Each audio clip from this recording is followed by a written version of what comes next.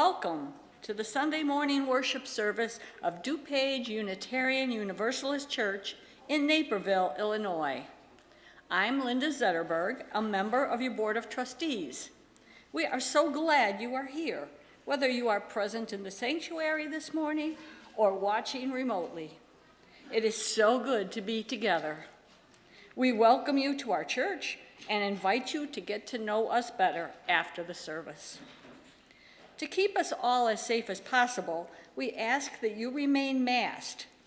Those of us on the chancel will remove our masks to speak in the microphone. As Unitarian Universalists, we hold that there are many paths to truth and meaning, and we support one another on our spiritual and religious journeys while holding ourselves in covenant through our shared 7 principles. The mission of DuPage UU Church is to gather as an inclusive community, to grow in character, mind, and spirit, and to transform the world towards fairness, love, and compassion. Whoever you are, wherever you are on this life's journey, wherever you are in the world, you are welcome here. I have a couple of announcements. Each year, our special offerings team solicits, reviews, and chooses nominees for a yearly lineup of local not-for-profit organizations as monthly special collection recipients. We are now beginning the process for the 2023-24 church year. It is time to think about organizations where you volunteer, use their services, or you just know that they do good work. We are asking that you fill out and submit the nomination form online, which is available on the Here's What's Happening page of the DUUC website. Or you may fill out a copy of the form available in the church office. Place the completed form in the special offerings mailbox or scan and email it to specialofferings@dupageuchurch.org. We look forward to learning about the organizations you think deserve our support and the impact they have on our lives and the community. Next, do you have ideas on the Memorial Garden? There is interest to formalize administrative policies and procedures for the Memorial Garden in our backyard and to enhance it as a place of reflection for remembering loved ones, with church grounds also being used for the interment of ashes. We invite you to share your thoughts and ideas associated with establishing and managing the spaces. The first conversation will be held after the service today at 11:45 a.m. in the Harry Potter room. Please feel free to stop by.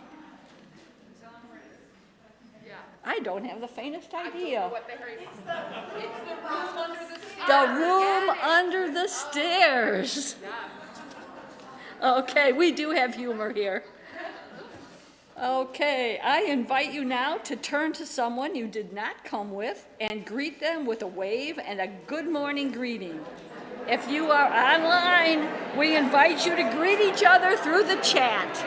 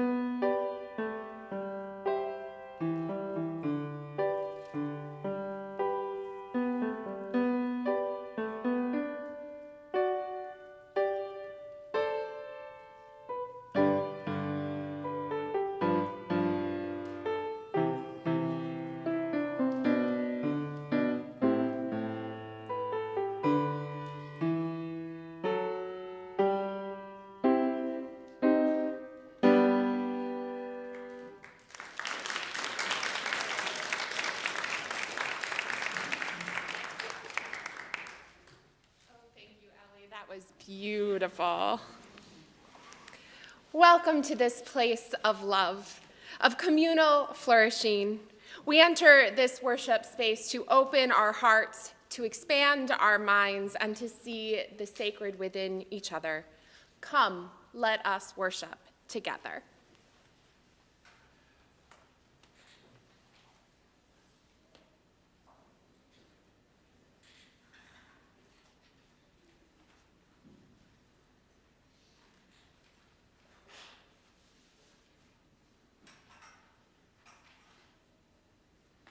I light this chalice today for our first Unitarian Universalist principle. We believe in the inherent and worth of dignity in every person. Please rise as you are willing and able, and join in singing hymn number 1040, Hush.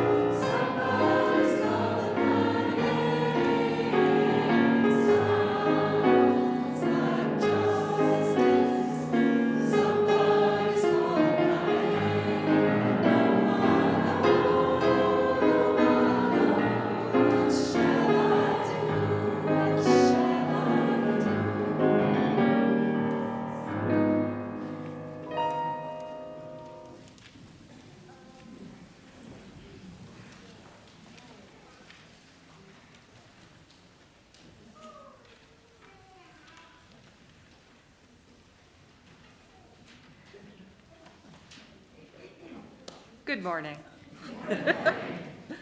Please join me in reading the covenant this morning. Reckon together to affirm our relationship with one another, our shared commitment to our Unitarian Universalist principles, and to our DuPage UU Church community. We recognize our agency and our connective power, and we accept our responsibility to be bold and courageous in relationship with each other so that we might transform ourselves and the world.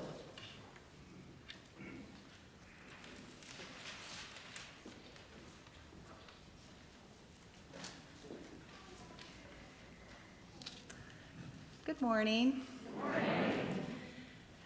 I'm a little nervous, so bear with me. Okay. My name is Sarah Rubin, and I've been a member here with my family for 6 years. I serve on the Youth RE Committee and on the PMA Committee, and all of us PMA people are wearing our sashes today, so I'm here to give my testimonial. My background is growing up in a fairly liberal church, Christian church in Michigan. Growing up, I loved all things church. We had a vibrant youth group, and church was a big part of our social and family life. In addition to all the fun, I took the teachings of Christianity seriously and believed them wholeheartedly.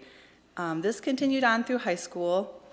I had a lot of friends outside of the church, and I remember being genuinely worried about their salvation, about them going to hell. It was really big feelings for a young kid. I gave copies of C.S. Lewis books with personalized inscriptions to my friends and boyfriend in high school. I was like all in. But then as I grew a little more, something started to change. Also, in high school, my mom got sick and eventually passed away from breast cancer. She was the most devout in our family and so active and committed at church. So many people were praying for her to be healed, and it just didn't happen. I wouldn't say that I lost my faith completely, but at this point, things started to change, and I started to think maybe there was a little more to the story. Maybe some things just happen because of disease, science, or just happenstance. After high school, I went to a small religious college where it seemed that everyone around me was fully invested in Christianity. And this actually accelerated my questioning and search for my own knowledge. I didn't really feel like I belonged there, but I stayed and graduated with my nursing degree and then moved to Chicago, where I decided to just throw myself into being a good nurse, a friend, and subscribing to the religion of trying to be a good person. I met Dima, we got married and had kids. As they grew, I started thinking back to my own childhood, as I think a lot of us do when we start a family. What to do? I started talking to Dima about how we could incorporate something like that into our family's life. Our oldest, Sasha, was about 4 or 5, and he was already full of big questions. I remember sitting in his toddler bed, maybe even younger than 4, one night, and he was asking me, what happens to us when we die? I wasn't ready for that. I felt like we needed a place as a family to come, not to get spoon-fed answers like maybe I did growing up, but just a place where we could search for our own truth and meaning and be supported and loved all the while. To be completely honest, I pushed my own search and truth for answers to those big questions off for quite a bit for myself in my 20s and 30s. Life was just too busy and full, and it seemed like something I could think about later. Well, later comes up really fast when you have young kids asking you those questions and wanting concrete answers, like right now. I turned to books. I read and loved Good Without God. And also I turned to Google, as one does nowadays. So I remember searching for something like humanism, but also church, and near me, and up popped DUUC. Dima and I visited one Sunday on our own, and it just happened to be a Sunday where the coming of age service was happening, where the middle schoolers present their church, to the church their beliefs. We were blown away. Here was a group of kids laying bare their thoughts and beliefs, and many of those beliefs were quite different, laying them out to their congregation and getting applauded and supported the whole way through. Their mentors and families at their side, they proudly spoke what they believed and what they were still questioning, and they were embraced for it. It made me immediately want to be a part of a community just like that. We learned more about the 7 principles, and it all just made so much sense. I would say that for us, the impetus to finding a church home was wanting a place for our kids to grow up and thrive. But also being part of DUC has been so much more than that for me. In a busy world and a busy time of life, coming here on a Sunday is like a little island in the week. I can just pause and breathe, listen to the music, sing, and just think about those big things in life. And also a place where I find the inspiration and sometimes a little nudge to become active in social justice activities. And also a place where I can just relax and feel the comfort of being supported in a loving community. Thank you.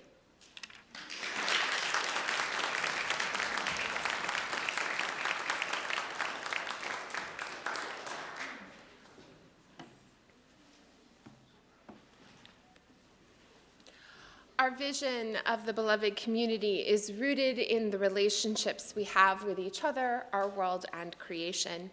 Each week, we share our joys and concerns.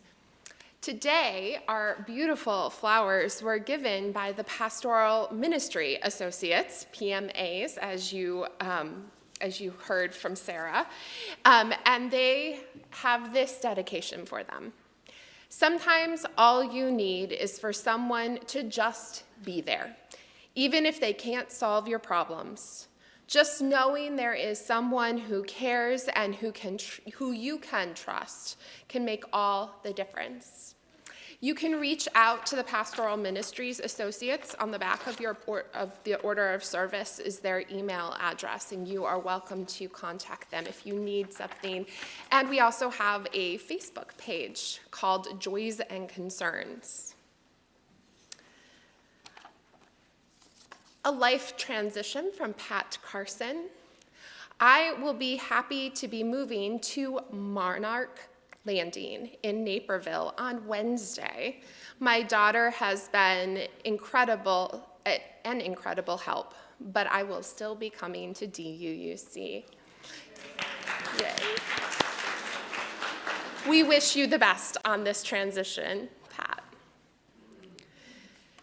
Our hearts go out to the peoples of Turkey and Syria after the devastating earthquake they have experienced this week. If you are looking for ways to help, the Unitarian Universalist Service Committee has vetted a number of organizations who are providing aid, and they recommend donating to the Global Fund for Human Rights, who will distribute 100% of the donations to civil societies working on the ground doing aid now. An update on a joy and sorrow I shared last week. My brother-in-law was in the hospital for heart conditions, and all is well. Yay. So thank you for all your good thoughts, and I ask for them again. My grandmother fell yesterday and broke her femur. And so she is in the hospital. She's in her 90s, and she'll be going to therapy afterwards. But if you could send love and thoughts and pray for pain management more than anything. Thank you. Even when the cares of the world weigh upon us, may we find joy in the connections we have with each other and in the pleasure that life holds. Whether our concerns and joys were shared here or are in your hearts, knowing that we are together and we care for one another is important. Your PMAs, as Sarah mentioned, are wearing their ribbons today. You can reach out to them or in the other ways, and you are always welcome to reach out to me as well. Please join me in a moment of prayer. Spirit of life and love. In the silence, in the stillness, we can hear the call of our own heart, its tender dreams, its sorrows, and its triumphs. In the silence, in the stillness, we hear whispers of days gone by, of dreams still becoming, the promise of the future we celebrate together. Our individual journeys and dreams and our collective ones, knowing the journey is so much richer with others to share in it. In the name of all that is holy, we pray. Amen.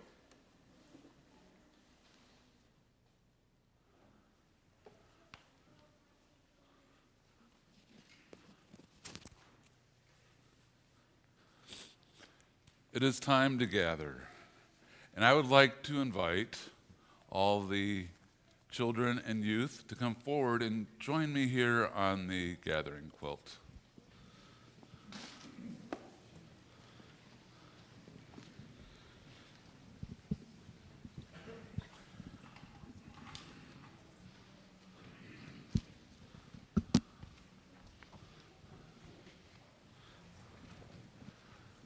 Come on forward.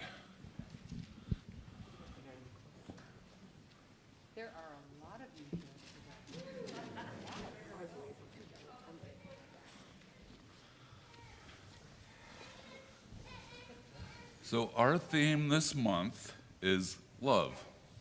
And today we're talking about the love of art. And I want to talk about creativity. And Miss Karen is going to share a story about art and being creative. So, in my hand, I have a car. There we go. What does it do? Sawyer? It moves. It what? It moves. It moves. Yep. Ryan? Transports people. Transports people. Sasha? It may not be electric, so it may or may not pollute. So it might pollute, or if it's electric, it might not pollute as much. What else could it be? A Jeep. Could it be something different, Eli? It could be like a piece of plastic It's just a piece of plastic, right? Yeah. shaped into a car. What's that? A piece of plastic shaped into a car. It's a piece of plastic shaped into a car. Yes. Ryan? A storage container. A storage container, yes. You could maybe open up a part of it and put stuff in there. Well, a lot of us use our cars as storage containers. Human storage. And garbage cans. Ouch. What else could this be? Let's think out of the box. Could it be a measuring car? Yeah. It could be that car. 1, 2, 3, 4, 5, 6, 7. This pulpit is 7 cars wide. That's pretty big. Roughly. Sasha, do you know how tall you are? I'm like 5 foot. 5 foot. I don't know what that means. Stand up.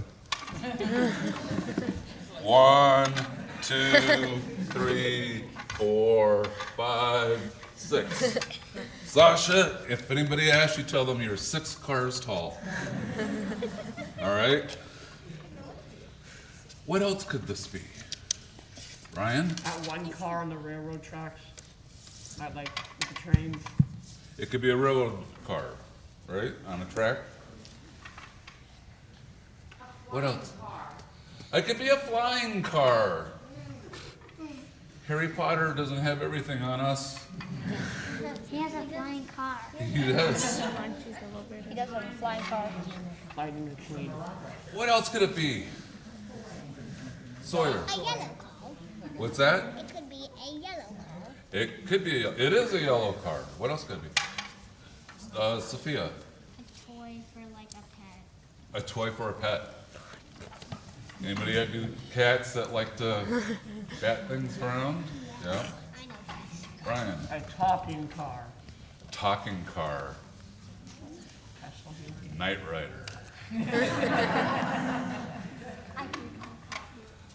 How about a car that is used for drawing circles? What? Look at that. Perfect. It's a circle drawing car. More of an oval, actually. Could the car be, yes, Ezra? Underwater car. An underwater car, absolutely.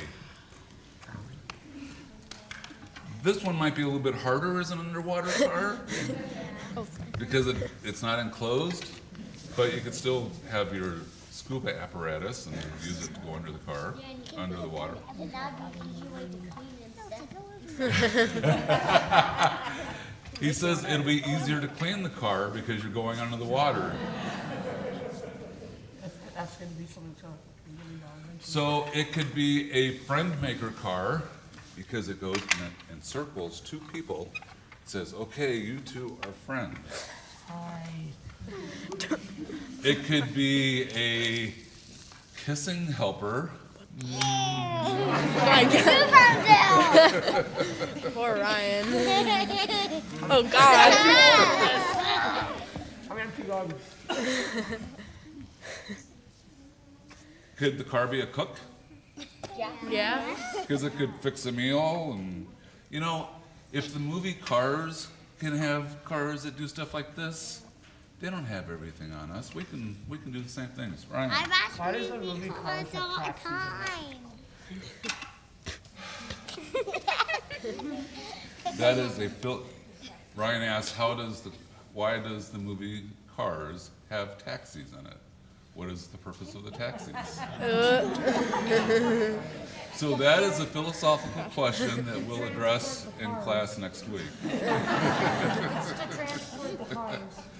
So using our imagination and thinking of new ways is called creativity. And we can use our imagination and come up with creative ways to draw, to play, and to solve problems. So let's watch and listen to the book that Miss Karen has to share with us. And in this story, a young person solves problems in a very creative way. I love this book. I'm getting to read What If by Samantha Berger. And it was illustrated by Mike Curato. And they're beautiful. It's beautiful. With a pencil and paper, I write and draw art to create many stories that come from my heart. But what if that pencil one day disappeared? I'd fold up that paper till stories appeared. And what if that paper was no longer there? I'd chisel the table and then carve the chair. And what if there wasn't a chair here at all? I'd chip and I'd peel at the paint on the wall. And what if there wasn't a wall anymore? I might build a story from boards in the floor. Without any floor, I could still use the land and sketch out a tale in the dirt with my hand. I could still shape the leaves. I could still sculpt the snow. I could still plant the flowers and make kingdoms grow. Without any land, I would still use the light, invent shadow stories the sun would ignite. If there was no light, I would still use my voice to sing out my stories, to chant and rejoice. I'd still have my body to twist and to bend, to dance out my stories beginning to end. If I had nothing, but still had my mind, there'd always be stories to seek and to find. If I know nothing but one bit of fate, as long as I live, I will always create.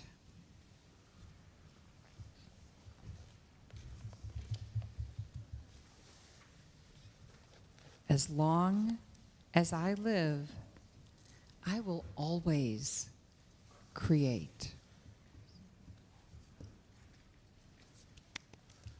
So after the service today, everyone here can have a chance to be creative and do various forms of art. Carrie Friedman brought several of her art students from Northern Illinois University today to lead us in some art projects in the Learning Center. We also have some Legos and other creative activities to keep everyone busy. So right after the service, in the Learning Center. And if you don't know, the Learning Center is the big room at the other end of the building. So let's sing to the children as they return to their seats.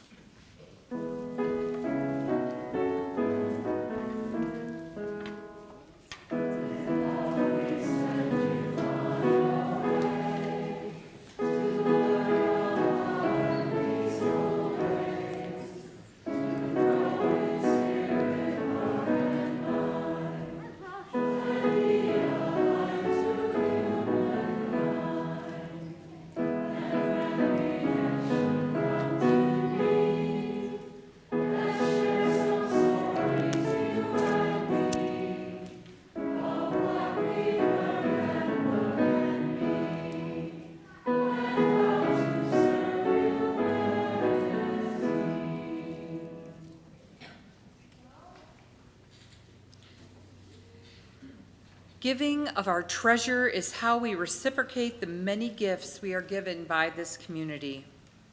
Your contribution supports the programs and operations of DuPage UU Church. Giving is also how we live our values in the world.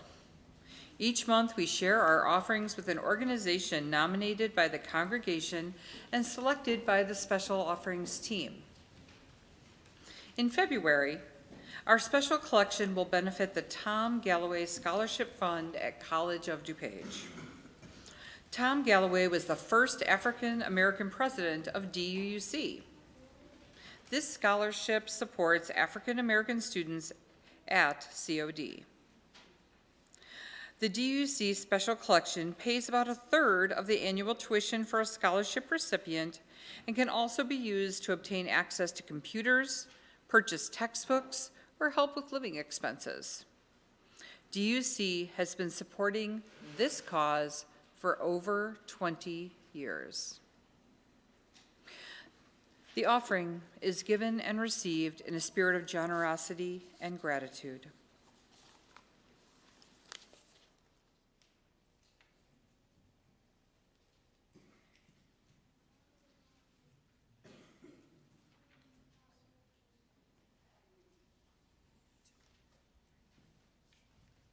We shall be known by the company we keep, by the ones who circle round to tend these fires.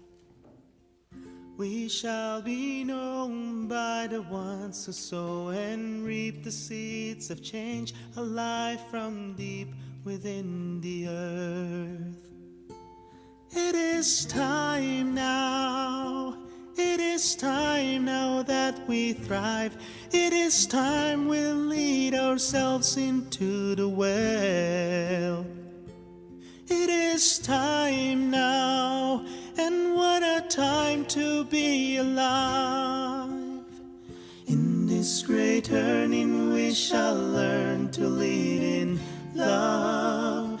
In this great turning we shall learn to lead in love.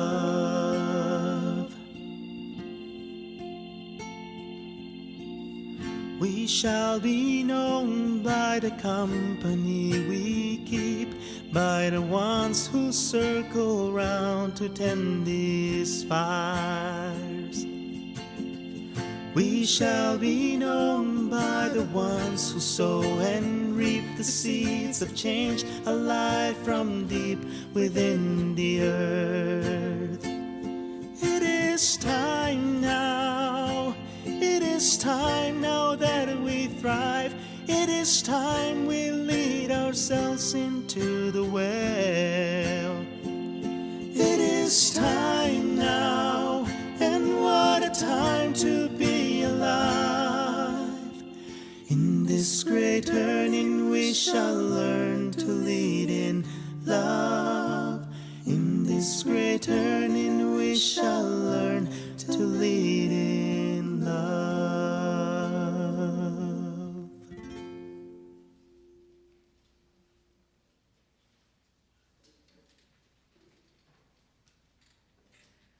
Please rise as you're willing and able and join us in singing hymn number 156.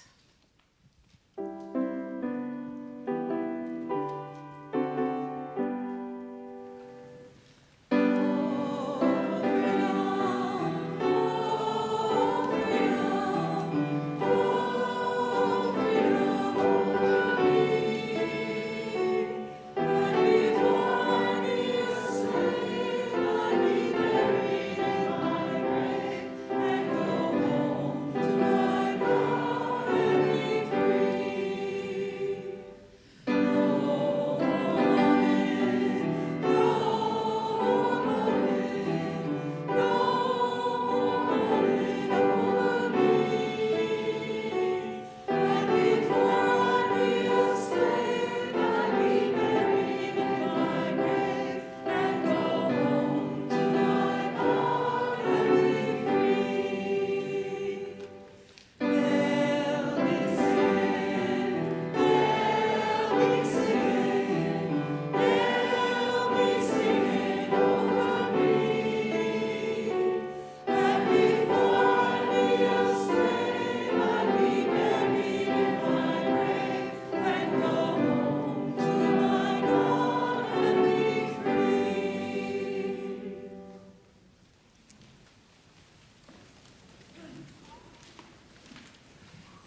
we've been speaking about how love might best be defined as flourishing, and that our Unitarian Universalist principles are actually guides that point us toward that flourishing.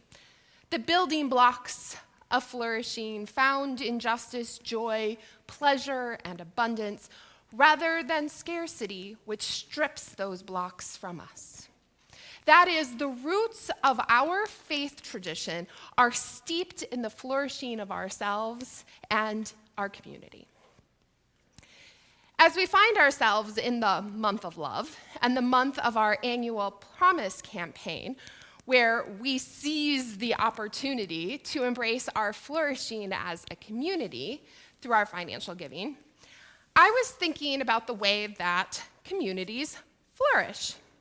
More specifically, on this day, as we explore our love of art, how might art help us in the search for flourishing? A few months ago, I spoke about beauty, specifically beauty in the form of art, as one way that we can connect with that which is larger than ourselves. Art is about making meaning of our lives. That is, it's a form of theology that tantalizes and teases the senses, touching our hearts and moving us beyond our intellect. Today, as we honor beauty through art, reaching towards the transcendent, I wondered how we might visually explore our flourishing through art. So I asked the question, what might a flourishing community look like artistically?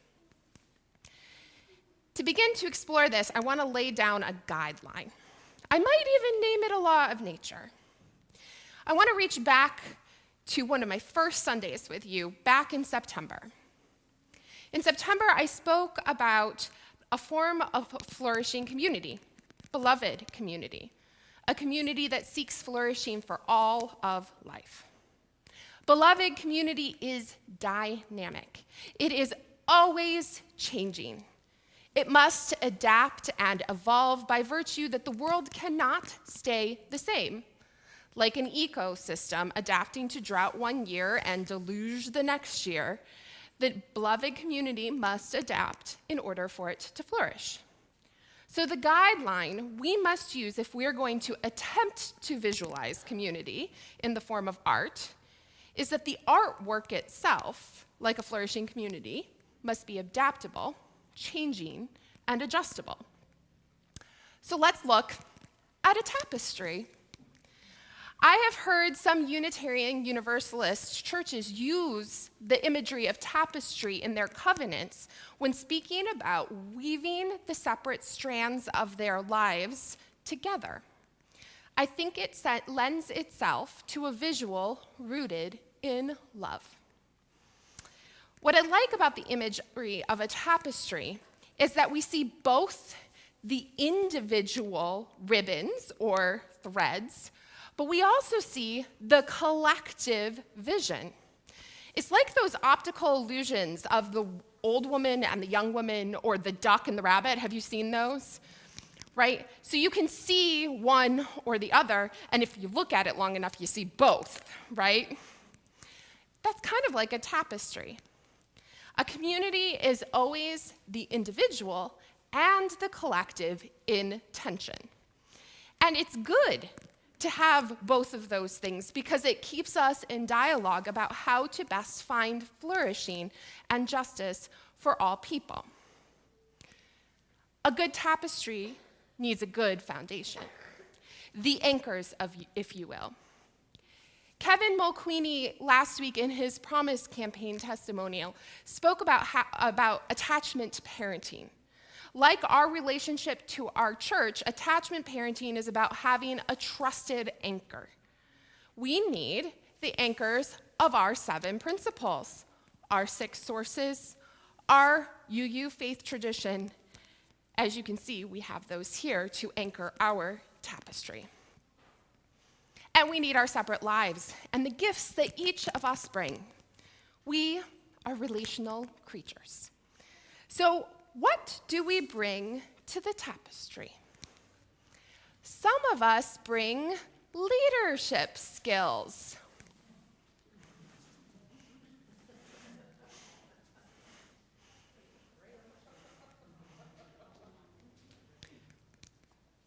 These people have know-how about how to spiritually lead our community towards our mission and vision. They know how to guide a community to navigate change, to cultivate the conditions in which we can all flourish. Some of us bring musical talent. Like Ellie's talent in our service today, playing the piano. Yes, we offer our skills, they offer their skills to move the heart, to bring pleasure to the senses through melodies and harmonies that weave together our services.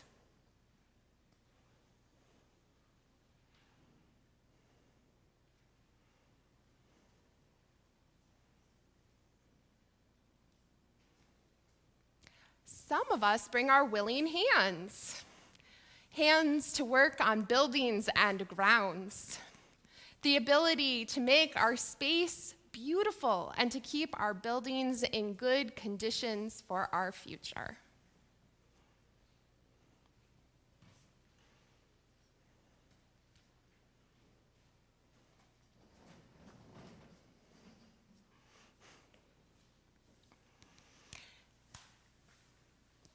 Some of us bring our financial resources, the vital resources that let us pay our staff fair wages, that let us keep the lights on and the building warm, to offer programs.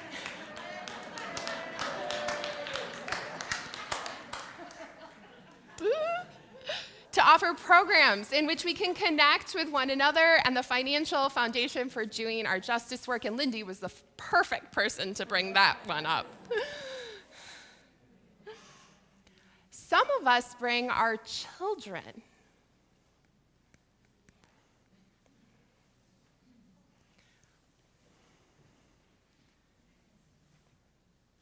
Both so that our children might be nourished and so we can be challenged by our children. These children are our seeds for the future, our hopes and our dreams.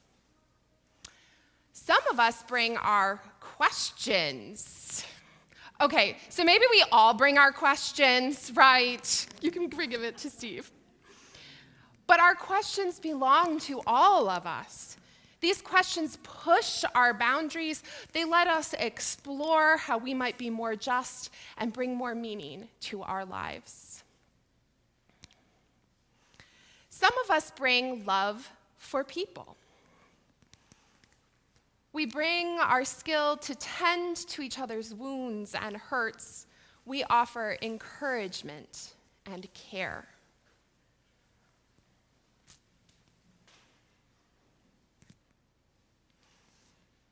Some of us bring our hurt and need to heal. Now, this may not seem like a gift, as some of the other threads do, but it is. You see, our hurt, is the gift of vulnerability, a gift that lets us all become more compassionate. Hurt also allows us to examine the ways that we both collectively and individually are perpetuating harm to others and engage in transformative justice to heal ourselves and the world. Some of us bring artistic talent. Talent that brings us closer to the transcendent, the visual representation of the meaning of our lives, which also lets us explore realities that are just too difficult sometimes to put into words. Some of us bring administration and organizational talent. These skills let us organize community. They help us to adapt to changing realities, and they guide us in making decisions for our future. Thank you to all of my helpers. Yes.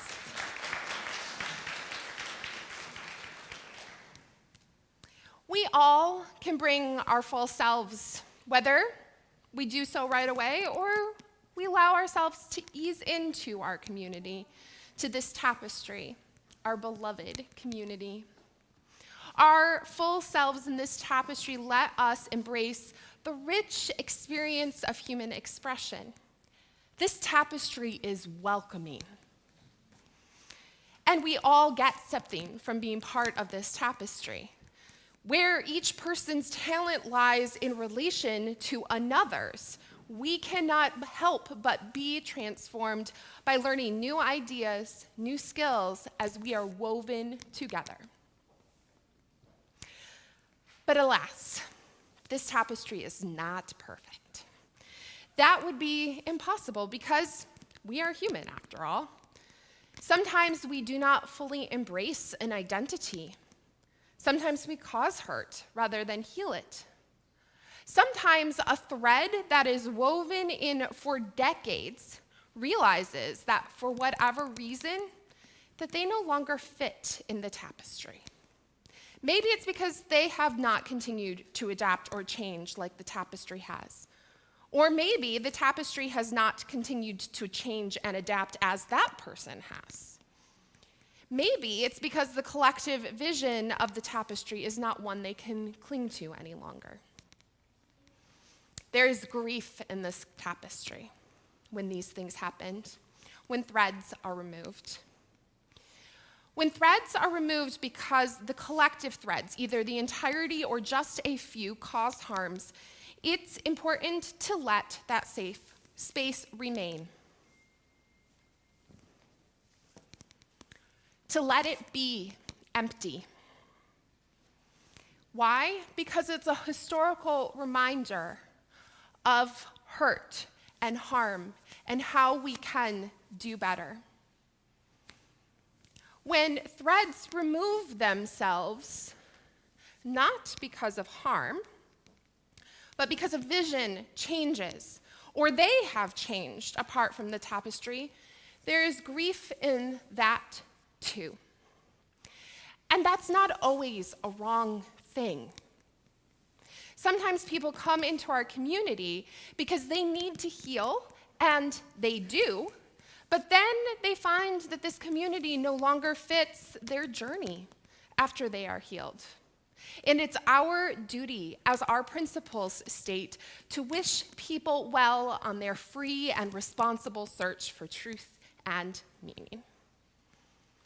And sometimes people leave because the vision of congregation is no longer something they feel they can be a part of.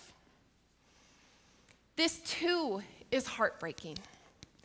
We must examine, as a tapestry, how we may have left people behind as we have adapted. And individuals must examine how they might let their own vision for the tapestry be different from the democratic vision of the tapestry. A flourishing tapestry, a flourishing community, is dynamic. It adapts to the threads that are woven and removed. And it also adapts to the outside and the experiences that it encounters. The tapestry is not solitary or isolated. It might decide to weave itself with another tapestry, such as the UU Prison Ministry of Illinois, so that it has a wider network by which to bring justice and flourishing to the world. As a community here at DuPage Unitarian Universalist Church, our tapestry is well worn, especially in the last few years. It's taken some rough weather. And while we may have some loose strands, we have grown together. Our threads have grown closer. They hold each other tighter after our rough weather. We are blessed to have a tapestry that is rooted in joy, love, pleasure, justice, and peace. A tapestry that brings beauty to the world and flourishing to the soul. May our tapestry always flourish. May it be so. Amen.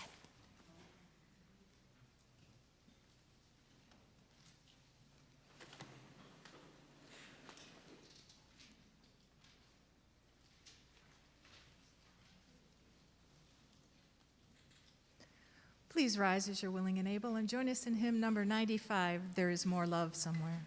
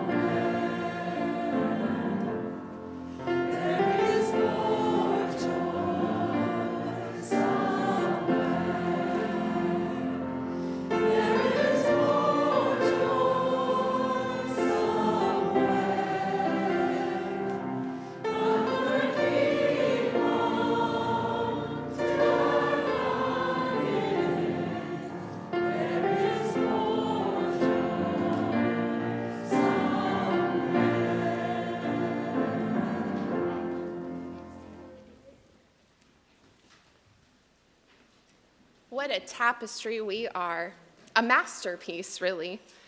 The gifts of community, each and every one, are vital to our flourishing. I hope you feel the love of our community. I know I do. And today we are celebrating our many gifts. So as Steve mentioned, afterwards we have a bunch of art projects that are happening up in the Learning Center, including a much more beautiful tapestry than I here have made. There's also coffee and snacks up there too. So if the art doesn't entice you, maybe the food will. May you go forth remembering that you have a place in this tapestry of our community. Amen.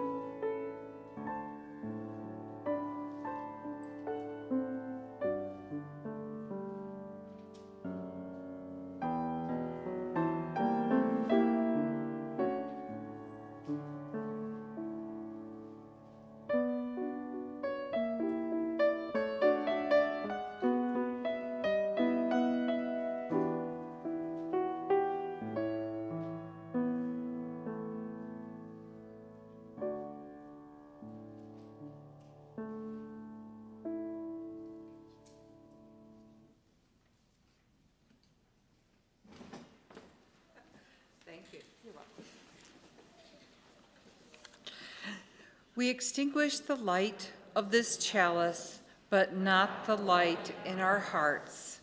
Until we meet again, may the warmth of our community carry you.